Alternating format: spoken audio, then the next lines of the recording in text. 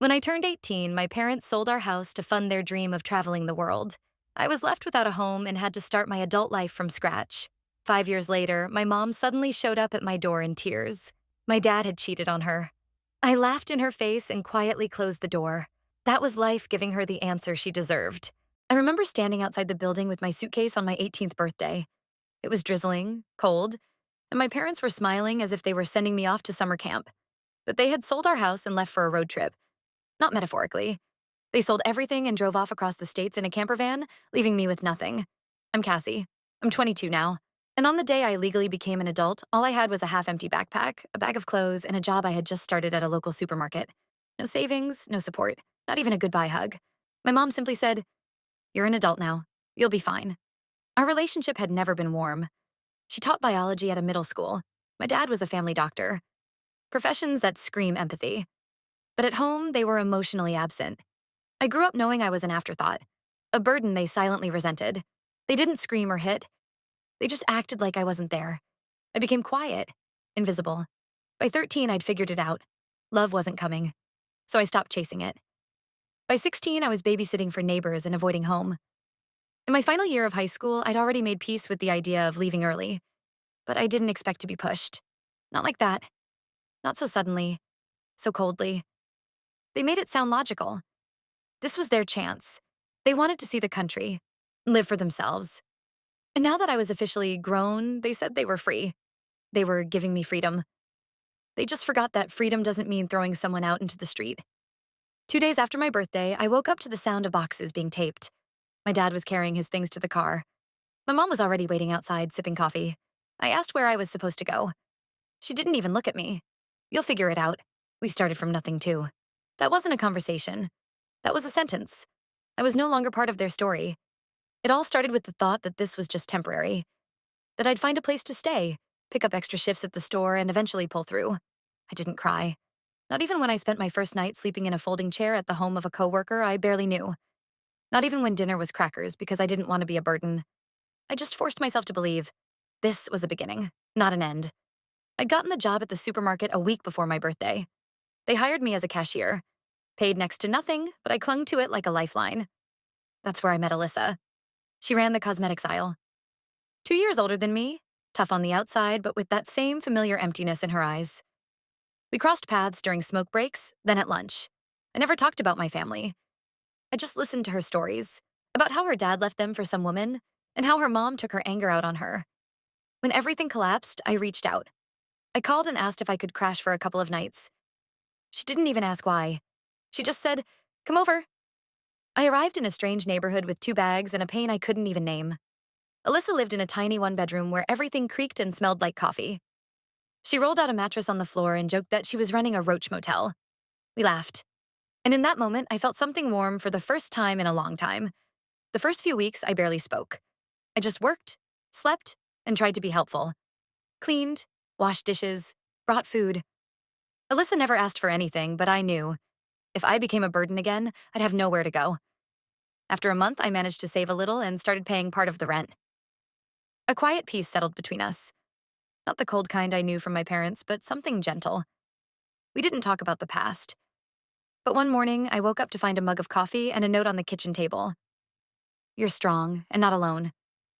After a couple of months, life became a little calmer. I finally stopped waking up in the middle of the night with that panicked feeling I'd end up back on the street. Alyssa and I never discussed what we were to each other. We just lived side by side, without pressure or expectations. I got up early, made oatmeal, did the dishes, went to my shift. She brought home bread, clearance groceries, sometimes even chocolate. We'd eat in the kitchen, barely talking. The silence wasn't uncomfortable. It felt safe. I got the hang of work quickly. I handled the register well, barely got any complaints, and one day the manager said he could rely on me.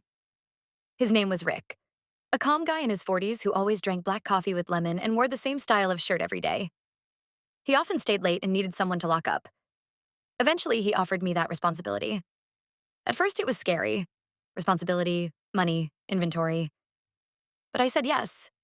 Not out of ambition, but because I was tired of being afraid, and because I wanted to start paying more, so Alyssa wouldn't feel awkward about covering for me. I knew she'd never kick me out, but there was something inside me. Not guilt, not fear, something in between. Like I had to prove I deserved this place, that I could be useful. Alyssa and I grew closer, not romantically, just two people who didn't need to explain their silences.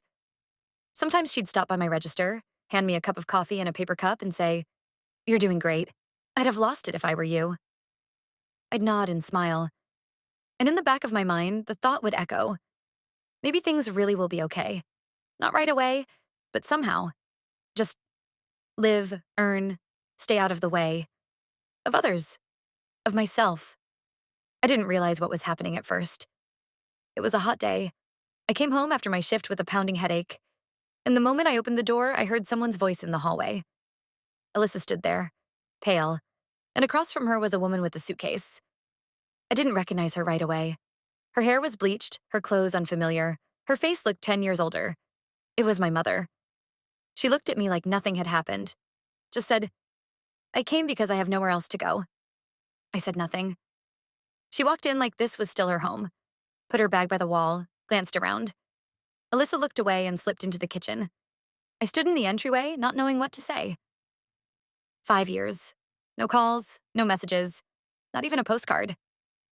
And now she was here because my dad had left her. My head was buzzing with exhaustion, but I could still hear her words from years ago. "You're an adult now. Figure it out." We sat on stools and she started talking. They moved south after selling the house, traveled for a while, then settled in California. He met someone else, a waitress at a diner. Said he was leaving, and she broke. Came back to our hometown because everything's familiar here, because I was here. She said it like there'd been no betrayal, no indifference, like I owed her sympathy. I listened silently, watched her clutch the teacup, her hands trembling. I wondered, were they shaking from guilt or just fatigue? Probably just tiredness. Then she said, "I don't know where to stay. I don't want to waste money on rent while I figure out the divorce. Can I stay with you?" I answered quietly, "No." She looked up like she was seeing me as a person for the first time. I repeated her own words about how this is my life now, my home, and I can do whatever I want with it. Her face went blank. Then she stood up, turned around, and walked out. No slammed door, just silence. A few days after she left, I noticed someone had started liking my old photos, the ones from before I moved in with Alyssa. At first, I didn't think much of it. But then came the weird comments, subtle jabs under my friends' posts, tags I never made. It was her. A new account. Fake name, 0 followers. And somehow she still knew where I lived, who I lived with, and where I worked. I felt uneasy. Alyssa tried to laugh it off. Something about how the internet knows everything. But inside, I tensed up. I didn't feel safe. A day later, she made a post, public, accusing me of cruelty, of being ungrateful. Said she gave me her best years and was now left with nothing. That her grown daughter abandoned her for a new family. I didn't comment. But she started tagging me, Alyssa, even Rick, my manager. I still don't know how she found out his name. People reported the profile and it was taken down, but 3 days later another one appeared. Same tactics. I felt a wave of irritation, but underneath it, fear. This wasn't grief anymore. It was stalking. I deleted old photos, locked down everything I could. But it was too late. She already knew enough. Alyssa told me to ignore it. Don't feed it and it'll go away. I wanted to believe her, but I knew too well how stubborn my mother could be. When she wants something, she doesn't back off, especially when everything around her is falling apart. At first, I thought Alyssa was just trying to be understanding. She saw the whole situation differently, and I tried not to get angry. She didn't have a family, just memories, and I knew it was hard for her to watch me push mine away. But then she started asking questions, gently, without blame. Said maybe I had been too harsh, that maybe I should at least talk to my mother. I held it in, but inside I was boiling. No one knows what I went through. No one saw how she looked at me growing up, like I was in the way. No one heard her say I should be grateful I was even born. I didn't yell. I just shut down. For a few days, we barely spoke. The silence at home wasn't soft anymore. It was heavy. We both knew what was going on, but couldn't put it into words. Then one evening, when I came home later than usual, Alyssa was waiting in the kitchen. She asked me straight out, what was it like growing up? I didn't want to dig into it, but I told her. About how my mom forgot me at school events. How she blamed me when things didn't work out. How she once said she'd give anything to live her life without a child. Alyssa said nothing. Then she hugged me, said, "I'm sorry, I didn't know." And I felt something loosen inside, but it didn't last long. The next day, she showed up. My mother, at the supermarket. She stood in the corner by the bread aisle and just stared at me. No words, no movement. For hours. She came back the next day, and the day after that. Always around noon, always silent, always watching. She never approached the counter, never bought anything. Just stood there like some ghost from a life I didn't want to revisit. My coworkers started asking questions, but I brushed it off. Said she was just someone from the past. They didn't push. By the end of the week, I was done pretending. I walked outside after my shift, and there she was, waiting by my car. Her face looked tired, drawn, like she hadn't slept in days. She stepped forward, but I didn't say anything. I just unlocked the door and got in. She blocked the door before I could close it. "Please," she said. "I just need to talk." I don't know what made me give in. Maybe it was the way her voice cracked or the way her hands trembled. Maybe I just didn't want a scene in the parking lot. I sighed and let her in. She cried almost immediately. Not the quiet kind of crying. Full-on sobbing, loud and messy. It was awkward. I stared ahead while she tried to breathe between sentences. She told me she had nowhere to stay, that she borrowed money just to get back here, that she hadn't worked in years, quit her job when they started traveling, never went back. In California, she was a housewife living off my dad, and when he left, she had no savings, no plan, no friends to turn to. "You're all I have," she said. Her voice was shaking. I sat there and listened. I didn't argue, didn't comfort, just waited until she finished. Then I told her the only thing I could. "I can give you some money to help you get by," I said. "But you're not coming home with me?" She stared at me for a moment. Then she nodded slowly, almost like she expected it. But before she left, she snapped. "Forget it," she said, voice cold now. "If that's all I mean to you, I don't want anything." She slammed the door and walked off, and I just sat there, still gripping the wheel, not feeling anything at all. Almost a year passed, and I hadn't heard from her again. No messages, no fake profiles, no surprise visits. It was like she'd disappeared. I didn't think much about it, just felt relief. I had enough on my plate. Alyssa was finishing her course, I was covering more shifts at work, and we finally started saving for something better than that creaky apartment. Then one day, at my cousin's wedding, I heard something that stopped me in my tracks. I was chatting with one of my aunts, someone I wasn't particularly close to, and she said it casually, like it was nothing. "So your parents are back together now?" I blinked. "What?" She nodded. "Yeah, they've been living together again for months." I stood there, trying to process it. My mom had come crawling back to me in tears, claiming she was done with him forever, that she had dignity, that she had finally chosen herself. And now she was back with the same man who tossed her aside for a younger woman? I needed answers. Not closure, not healing, just a clear picture of the circus I had walked away from. So I asked around. A couple of relatives filled me in. After I refused to take her in, she stayed in a cheap motel for a few weeks. Tried reaching out to old friends. No one answered.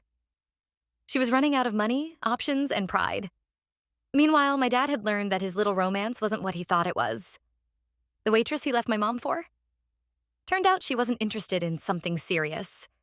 She had a whole other life going on. Multiple boyfriends, no intentions of settling. He went crawling back to my mother, and she took him in, but not before threatening him with divorce and promises to ruin him in court. They deserved each other, really. Both narcissistic, both incapable of being alone, both obsessed with controlling the narrative. When I told Alyssa, we laughed. Not in a cruel way, more in disbelief. Like watching a soap opera you've already guessed the ending to. "Let them have each other," I said. "Better they mess up each other's lives than someone else's." And for the first time in years, I felt something close to peace. I wasn't part of their story anymore. And that was freedom.